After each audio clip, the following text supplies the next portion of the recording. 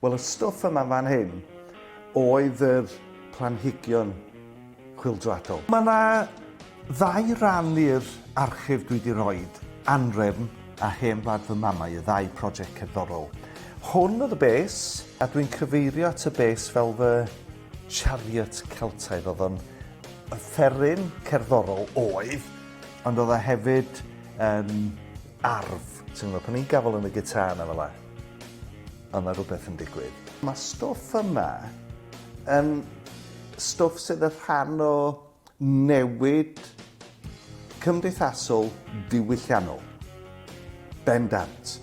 Mewn ffordd, oedd o'n naturiol wedyn i'r gwrthrych amaterol, sef y lwmpyn o brem sydd yn bes gitar, y darn o ledr sydd yn siaced, mae Sain Ffagan a'r Amgueddfa Cymru yn lle rheini. Oedden ni'n galw hwn yn swyddfa, as oedd y contracts, y pres, fees oedden ni'n gael am y gigs, i gyd yn hwnna. Pydden ni'n canu, o'n ni'n gorfod tynnu'r jacket, pydden ni ar stage, cuddiad o tu cefn yr amps fel bod neb yn dwy'n y pres.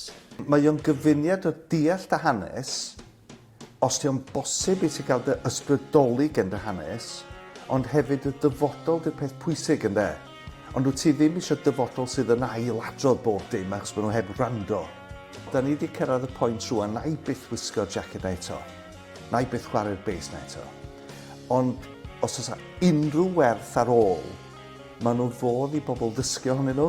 Mae'r rhan o'r stori yma sydd yn arwain at Cwl Cymru, at Cerys, at Griff, at y Mannix. Da ni wedi caniatáu rwan i greadigrwydd Cymraeg a Chymreig gael y rhyddid na.